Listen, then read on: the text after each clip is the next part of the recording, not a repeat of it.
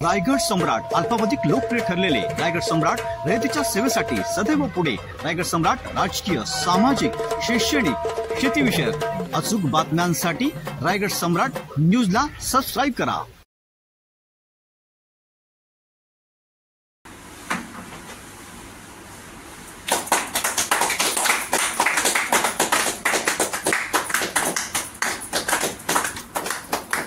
नमस्कार, मी शंकर वाजंडे रायगड सम्राटमध्ये आपलं स्वागत करत आहे. रायगड सम्राट खास बात खास मुलाखत या सत्रामध्ये आता सध्या उन्हाळी सुट्टी चालू आहे आणि विद्यार्थी आपल्या घरी असतात आणि यासाठी आपण हा क्षेत्र घेतलेला आहे. आणि आजच्या सत्रामध्ये आपण खास व्यक्ती असा कोण नसून तो एक विद्यार्थी आहेत, विद्यार्थिनी आहेत आणि आपली ओळख करून देत आहोत.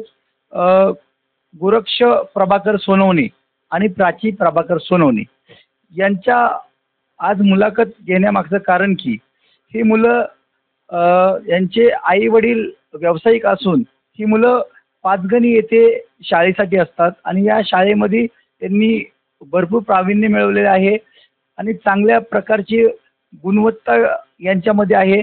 यामुळं आपल्यासाठी खास यांना घेऊन आलो आहोत. गोरक्ष आणि प्राची यांचं रायगड सम्राटमध्ये प्रथमतः स्वागत करतो. नमस्कार, मी गोरक्ष सोनवणे. नमस्कार, मी प्राची सोनवणे. प्राची आणि गोरक्ष आपल्याला आपण इयत्ता कितवीपासून पाचगणी येथे शाळेमध्ये आहात आणि आपल्या शाळेचं नाव काय? मी इयत्ता पहिलीपासून निवेरा या शाळेत शिकत आहे आणि ती खूप छान शाळा आहे. मी इयत्ता 7वीमध्ये आता शिकत होतो निवेरा हायस्कूलमध्ये आणि मी पहिली इयत्तापासून त्या शाळेत शिकत आहे आणि माझा प्रवास इयत्ता 7वीपर्यंत खूप छान झाला आहे आणि मी खूप मनाने प्रामाणिकपणे अभ्यास करून इयत्ता 7वी चांगल्या क्रमांकाने पास होऊन आता इयत्ता 8वीमध्ये प्रवेश करत आहे. 7वीमध्ये तुला किती टक्के मार्क पडले? मला 7वीमध्ये 91% मार्क्स भेटले. मी पण त्या शाळेमध्ये पहिली येतेपासून आहे आणि आता मी 6वीमध्ये होते आणि माझ्या शाळेचं नाव निवेरा हायस्कूल आहे. माझे पाचगणी आणि माझे पण स्कूलची जर्नी खूप छान गेली. म्हणजे काही डिस्टर्बन्स वगैरे नसतो तिथे, खूप चांगलं वातावरण आहे आणि मला तिथे खूप म्हणजे फ्रीडम वगैरे पण असतं. असं काही नाही की तिथे कशासाठी रोखतात वगैरे. नक्कीच शाळा चांगली आहे, शाळेचं वातावरण चांगलं आहे आणि या वातावरणामध्ये तुम्ही तुमचा दिनचर्याक्रम कसा काय असतो? तर आमचा दिनचर्याक्रम ही खूप चांगला असतो. आम्ही सकाळी 5:30 वाजता तिथे उठतो आणि पहिले आमची जॉगिंग असते. तर जॉगिंगवरून आम्ही 6:30 वाजता येतो. तर 7 वाजेपर्यंत आम्हाला परत तयारी करायला लागते शाळेमध्ये जायसाठी. मग 7 ते 8 हा आमचा पहिले अभ्यास करण्याचा 1 तास असतो. त्याच्यानंतर आम्ही 8 वाजता ब्रेकफास्टसाठी जातो. मग ब्रेकफास्टवरून आल्यानंतर आम्ही 9 वाजता शाळेत येतो आणि 9 ते शाळा असते.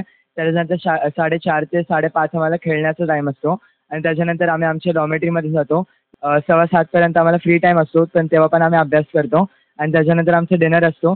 त्यानंतर आमचं परत 1 तास अभ्यास असतो. त्यानंतर आम्ही डॉमेटरीमध्ये येऊन झोपतो.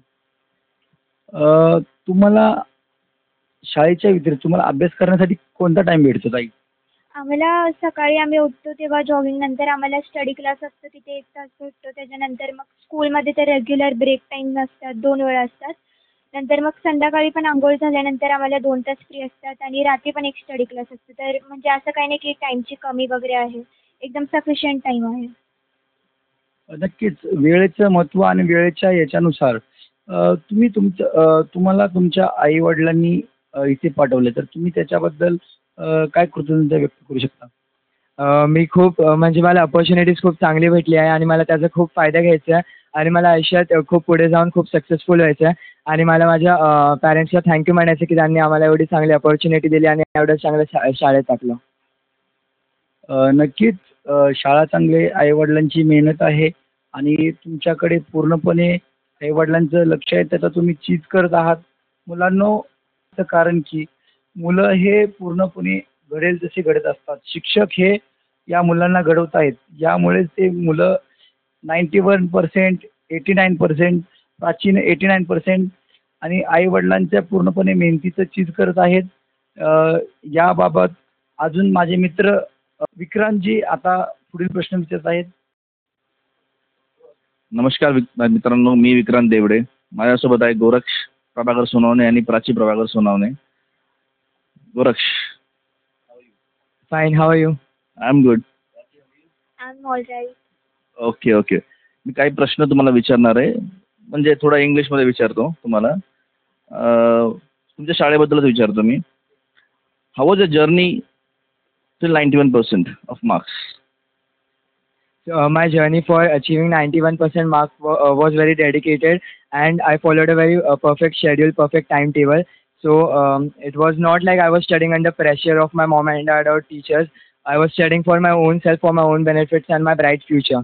For example, like when you go for watching a movie, you don't learn the movie or the dialogues or the songs. You just try to understand the movie, and at the end, you know the summary of the whole movie. Like that only in education wise, you have to not learn it, but you have to learn to understand it.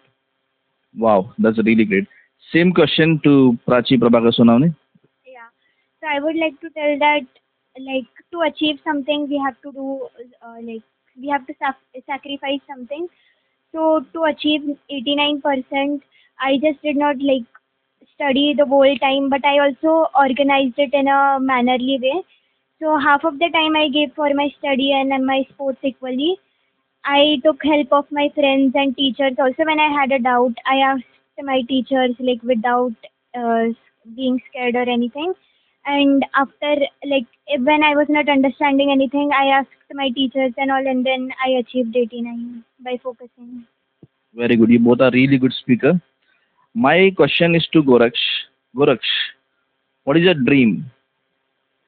First of all, my basic dream in life is to be a good human being, and then my fourth dream in life is to be a architect, and then I have to also take a step in business of real estate. I have to become a builder, and I also want to build hospitals and schools for the for poor people to help them. Really great. Thank you. Same question to Prachi. So in future, I want to become a doctor, like surgeon, and do surgeries, and also serve other people who cannot afford anything, or they don't have homeless people. So I would like to help them, and also build a house or something for the pet and all the animals who cannot eat or survive properly, and complete my parents' dream. Goraksh, my question is to you. What is your hobby? My hobby is playing basketball and drawing. So in basketball, I've succeeded a lot, and I'm in my school team, in the high school team, and I've played for various matches such as under 15 Satara, under 14 Satara district matches, and I've not even played. I've even won them, and I'm even dedicated to my basketball, and I even like drawing, and I've won many drawing competitions as well. My same question to Prachi. Prachi, what's your hobby? My hobbies are singing and playing keyboard. And since I was born, I used to take care of my throat properly and all. And I also had Indian classes of music, like playing harmonium and keyboard. So I love singing. I've sung various songs around and in my school programs and all. And also side by side, I play basketball in school. Even I've played districts for under 12, under 13, and under 14. Satara. Really nice. This shows the future of Bharat. Goraksh, my question to you. What is the great mantra of yours, and what you want to give that mantra to your schoolmates and your classmates and your school buddies? So all my classmates are as disciplined as me, but still I want to give them my personal message that you should be dedicated on your studies, and you should focus on one thing at a time. You should not give time to various things at a time, then you'll not succeed in even one thing. You have to study hard, wholeheartedly, and you have to work hard to complete your parents' dream and your dream as well. And rather than playing video games and being addicted to mobile and television, you should spend time in physical activities such as sports and gym as well. And you have to be dedicated in one thing, and you have to complete your parents' dream. And yes, Thank you, Goraksh. Now my questions to Prachi. Prachi, what is your mantra? So as my brother told, of course, our friends and all, they're also like us, and they are also very disciplined as us. Also, by studying, side by side of studying, we should also do some physical activities instead of using phone. But also, I have another thing to tell is that sometimes, most of the people, they stay in hostel or they stay at home, but they have at home they have some family issues or relative issues. So I personally tell them that by not interfering in those matters. I guess you should be focused on your own career and by not poking nose in the middle. So you will be able to succeed easily. So great answers. This is actually growing India. Thank you so much. नक्कीच विक्रांतजीने एक सुंदर प्रश्न विचारले आणि या सुंदर प्रश्नाला आपल्या गोरक्ष आणि प्राचीने चांगली उत्तरं दिली. आणि यामधून सर्वांनी आपण घेण्यासारखं असं आहे की या प्रतिकूल परिस्थितीमध्ये मुलांनी कोणत्या प्रकारे अभ्यास करत आहेत आणि करावा आणि त्याच पद्धतीने आता मुलांनी कोणती सवय घ्यावी. अभ्यासाचं व्यसन हे बाळगूनच आपल्याला पुढे जायचं आहे. या मुलांच्या या संदेशाचा सर्वांनी आदर केला पाहिजे आणि रायगड सम्राटमध्ये आपण हे चांगली मुलांसाठी संदेश दिल्याबद्दल आपल्या दोघांचंही सर्व फॅमिलीतर्फे स्वागत करत आहोत. आणि आपण सर्व प्रेक्षक मुलाखत पाहत आहात याबद्दल आपले सर्वांचेही आभार. सर्वजण पाहत आहात गोरक्षने ज्याप्रमाणे मेहनत घेतलेली आहे या मेहनतीची कदर करण्यासारखी आहे आणि या मेहनतीने जे उज्ज्वल भविष्य त्यांचं घडत आहे या उज्ज्वल भविष्यासाठी रायगड सम्राटच्या वतीने प्राची आणि गोरक्ष यांना रायगड सम्राटच्या वतीने खूप खूप शुभेच्छा. धन्यवाद. नमस्कार. मी रायगड सम्राटची ऋणी आहे की माझ्या दोन्ही मुलांची विशेष मुलाखत घेण्यासाठी ते आज इथपर्यंत आलेला आहेत. मला रायगड सम्राट तसंच संपूर्ण जनतेला सांगायला अतिशय आनंद होतो आहे. मला भरून येतोय का मी गोरक्ष सोनावणे आणि प्राची सोनावणे यांची आई आहे. असे हे दोन अनमोल रत्न माझ्याजवळ आहेत. आणि गोरक्ष आणि प्राची यांनी वारंवार मला सांगितलेलं आहे का मम्मी तू काहीच काळजी करू नको, तुझं जे काही स्वप्न आहे ते आम्ही 100% पूर्ण करणार आणि तुझ्या स्वप्नाहूनही अधिक म्हणजे जे तुला अपेक्षित नसेल तितकं आम्ही आमचं नाव समाजात लौकिक करणार. आमचं हे आयुष्य हे केवळ आमच्या दोघांचं स्वतःसाठी नसून आमच्या कुटुंबासाठी नसून हे पूर्ण समाजासाठी देशासाठी आम्हाला वाहून न्यायचं आहे.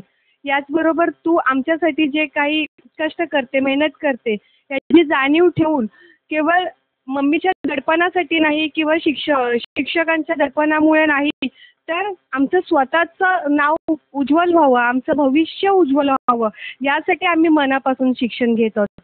त्याच पद्धतीने जसं गोरक्षनी सांगितलंय की पाचगणी येथे शिक्षण घेत असताना त्यांना टाइमपास करण्यासाठी असा मोकळा वेळच मिळत नाही. त्यांचा संपूर्ण वेळ हा त्यांचं शिक्षण तसंच फिजिकल ॲक्टिव्हिटी यामध्येच व्यस्त असतो. त्यामुळे त्यांचा एक विशेष त्यांना फायदा झालेला आहे कारण हल्ली इंटरनेट किंवा इतर गेम्स यामुळे मुलांचा बऱ्यापैकी वेळ जे डे स्कॉलरमध्ये असतात बऱ्यापैकी वेळ त्यांचा वाया जात आहे. रील्स बघणं, रील्स पाहणं, गेम्स खेळणं, सिरियल पाहणं, मूवी पाहणं. तर एक खूप संदेश चांगला गोरक्षने आपल्याला दिलेला आहे. जरी डे स्कॉलर असाल, पालकांकडे राहत असाल तरी सुद्धा तुम्ही तुमचा जास्तीत जास्त वेळ हा तुमच्या शिक्षणाकडे द्या. त्या व्यतिरिक्त एक माइंड फ्रेश करण्यासाठी तुम्ही स्पोर्ट्स ॲक्टिव्हिटी करा. जसं कबड्डी असेल, बास्केटबॉल असेल, क्रिकेट असतील, मॅच असतील, बॅडमिंटन असतील, बुद्धिबळ असेल, अशा पद्धतीचे खेळ तुम्ही खेळा पण वेळ वाया देऊ नका. त्याचबरोबर एक अतिशय चांगला संदेश आपल्याला प्राचीने दिलेला आहे की प्रत्येक फॅमिलीमध्ये प्रत्येक कुटुंबामध्ये कळत नकळत छोटे मोठे वाद असतात, डिस्प्यूट्स असतात, काही अडचणी असतात, काही कौटुंबिक पालकांचे वादविवाद असतात. तर आपल्याला आपल्या पॅरेंट्सनी जे प्लॅटफॉर्म दिलेला आहे, जे एज्युकेशन आपल्याला देते, आपण या संधीचा फायदा घेतला पाहिजे, आपलं भविष्य उज्ज्वल केलं पाहिजे. आपण घरातले वाद विवाद डिस्प्यूट यांच्यामध्ये न पडता, यांच्यामध्ये इंटरफिअर न करता किंवा त्यांचा मानसिक त्रास स्वतःला होऊ न देता या सगळ्यांपासून आपलं माइंड बाजूला घेऊन आपण आपला फोकस केवळ आपल्या करिअरकडे आणि उज्ज्वल भविष्याकडे दिला पाहिजे. आणि इतके कमी वयामध्ये म्हणजे खरोखरच खूप छान पद्धतीचे विचार हे दोघं करतात आणि स्वतःच्या आयुष्यामध्ये ते त्यांच्या करिअरला महत्त्व देतात. एक चांगलं नागरिकत्व प्राप्त करण्याचा प्रयत्न करतात. यासाठी भरभरून दोघांना प्रेम, आशीर्वाद आणि त्यांच्या पुढील आयुष्यासाठी त्यांना भरभरून माझ्याकडून आशीर्वाद आहे, शुभेच्छा आहेत आणि त्यांचा जीवन प्रवास असंच यशाच्या प्रगतीच्या मार्गाने चालण्यासाठी त्यांनी आत्तापर्यंत ज्या चिकाटीने, ज्या एकाग्रतेने ते अभ्यास करत आलेला आहे, स्वतःला घडवत आलेत, असंच त्यांनी प्रयत्न सतत करत राहावं. आणि पुन्हा एकदा गोरक्षप्राची hearty congratulation, proud of you and love you so much.